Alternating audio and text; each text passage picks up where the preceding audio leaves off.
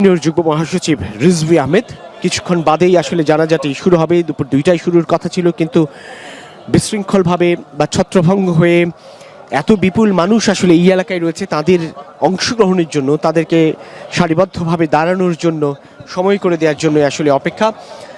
যে কোনো সময়ই জানাজা অনুষ্ঠিত হবে, কিন্তু তার আগেই হয়তোবা খানিকটা সংক্ষিপ্ত বক্তব্যের পর্ব থাকতে পারে, যেখানে প্রধান উপদেষ্টা ডক্টর মোহাম্মদ ইউনূস এবং বিএনপির ভারপ্রাপ্ত চেয়ারম্যান তারেক রহমান পুত্র হিসেবে, দলের চেয়ারম্যান হিসেবে নয়, দলের ভারপ্রাপ্ত চেয়ারম্যান হিসেবে নয়, দলের নেতা হিসেবে নয়, একজন সন্তান হিসেবে মায়ের এই শেষ বিদায়ে সাধারণের প্রতি হয়তো আবারও কৃতজ্ঞতা প্রকাশ করবেন, সাধারণের প্রার্থনাই চাইবেন, কামনা করবেন, স্রষ্টার কাছে তার বিদেহী আত্মার মাগফিরাত কামনা করবেন। যেটা বলছিলাম যে আসলে রাজনীতি আর ব্যক্তিগত জীবন কি করে একাকার হয়ে যায়, রাজনীতির কারণে ব্যক্তি মানুষ কি করে ক্ষতিগ্রস্ত হয়, রাজনীতির কারণে ব্যক্তি মানুষের কতটা নিপীড়ন নির্যাতন ভোগ করতে হয়, জীবন বিপন্ন হতে হয়, কি কষ্ট ভোগ করতে হয়, এ যেন একটা বড় উদাহরণ এই পরিবার এবং বেগম খালেদা জিয়া, যিনি পরিবারকে তুচ্ছ করেছেন, যিনি নিজের কারাবন্দিত্ব বরণ করে নিয়েছেন, পারলেন মানে স্বেচ্ছায় খানিকটা সচ্ছল সুখ নিরাপদ জীবনযাপন করার মতো অবারিত সুযোগ ছিল তার, সেটি গ্রহণ করেননি। বেছে নিয়েছেন জনগণকে, বেছে নিয়েছেন রাজপথকে, ক্ষমতাকে নয়, জনতাকে। আর তাই ওই আস্থা, ওই ত্যাগ, ওই বিশ্বাসের প্রতিফলন আজ এই স্রোতে, মানুষের স্রোত, বিপুল সংখ্যক মানুষ, এত মানুষ এই দেশ তো দেখেইনি। সবশেষ বোধ হয় বিএনপির প্রতিষ্ঠাতা জিয়াউর রহমানের সেই জানাজার সময় এমন বিপুল মানুষের অংশগ্রহণ ছিল। তখন দেশের জনসংখ্যা যা ছিল সেই তুলনায়, এখনকার জনসংখ্যার তুলনায় এটিই বোধহয় বাংলাদেশের ইতিহাসে সবচাইতে বৃহৎ জানাজা অনুষ্ঠিত হতে যাচ্ছে।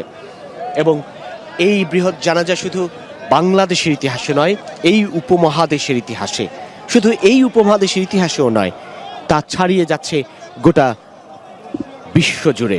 কেননা এমন নেতৃত্ব, এমন রাজনৈতিক নেতার প্রয়াণে এত মানুষের অংশগ্রহণ দেখেনি আর কেউ। সাম্প্রতিককালের ইতিহাসে তো নয়, বরং গোটা ইতিহাস ঘাটলেও হয়তো বা এমন নজির খুঁজে পাওয়া যাবে না, যিনি তার সমস্ত জীবনটুকু ব্যয় করেছেন মানুষের জন্য, মানুষের মুক্তির জন্য, সংগ্রামে, রাজপথে, মানুষকে ভালোবেসে, মানুষের আস্থা অর্জনের জন্য, মানুষকে সঙ্গে নিয়ে তাদের অধিকার প্রতিষ্ঠার জন্য, গণতন্ত্রের জন্য। গণতন্ত্র, গণতন্ত্র এবং গণতন্ত্র, গণতন্ত্র আসলে কি?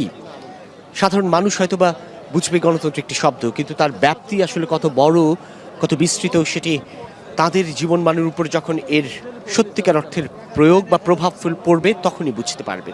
গণতন্ত্র হচ্ছে সেটি, যেই গণতন্ত্রে মানুষের বা জনগণের শাসন প্রতিষ্ঠিত হয়, যেই সরকার ব্যবস্থায় সাধারণ মানুষ তাদের সুষ্ঠু নির্বাচনের মধ্য দিয়ে, ভোটাধিকার প্রতিষ্ঠার মধ্য দিয়ে, মত প্রকাশের মধ্য দিয়ে তারা তাদের জনপ্রতিনিধি নির্বাচন করতে পারেন, আর সেই জনপ্রতিনিধি তাদের প্রতিনিধি হয়ে জীবনমান, জনগণের, জনপদের জীবনমানের উন্নয়ন ঘটাতে পারে। এটাই হচ্ছে গণতন্ত্র। যেই গণতন্ত্রে কোনো একনায়কতন্ত্র থাকবে না, কোনো চাপিয়ে দেওয়ার কোনো কিছু থাকবে না, যেখানে অবারিত উন্মুক্ত থাকবে মত প্রকাশের স্বাধীনতা, ভিন্ন মত গ্রহণেরও মানসিকতা। বিএনপি চেয়ারপারসন বেগম খালেদা জিয়া সে কথাই বলতেন মত প্রকাশের অধিকার থাকতে হবে, বলতেন সমালোচনা থাকবে, সমালোচনা গ্রহণ করার মানসিকতা থাকবে, যৌক্তিক তর্ক হবে, বিতর্ক হবে, আলোচনা হবে, তার মধ্য দিয়েই সমাধান মিলবে। বারবার তিনি শৃঙ্খলার সাথে, শান্তির সাথে আলোচনার টেবিলে সব সংকটের সমাধান খুঁজেছেন। রাজপথে বিশৃঙ্খল পরিবেশ, সহিংসতা, সেসবে তিনি বিশ্বাস করতেন না। তিনি বিশ্বাস করতেন না বিভেদ, বিভ্রান্তি, হিংসা, উগ্রতা, ঘৃণা। তিনি বিশ্বাস করতেন মানুষ ও মানুষের এক অপূর্ব মেলবন্ধনের। তিনি বিশ্বাস করতেন সংহতির। তিনি বিশ্বাস করতেন গোটা দেশ, গোটা পরিবার একটি পরিবার, যে পরিবারে প্রতিবেশী যেমন ভাই ভাই, ঠিক তেমনি প্রতিবেশীর প্রতিবেশী, একটা বিস্তৃত সমাজ ব্যবস্থা যেখানে সবাই সবার জন্য হয়ে উঠবে, মানুষ মানুষের জন্য। সেরকম একটি শাসন ব্যবস্থায় রাষ্ট্রের সবগুলো রাষ্ট্রযন্ত্র ঠিক উদারভাবে, স্বাধীনভাবে, নিরপেক্ষভাবে, সততার সঙ্গে কাজ করবে, সেই প্রত্যাশা রেখেই তিনি বলেছিলেন ধ্বংস নয়, ভালোবাসা দিয়ে সমাজ গড়ার কথা।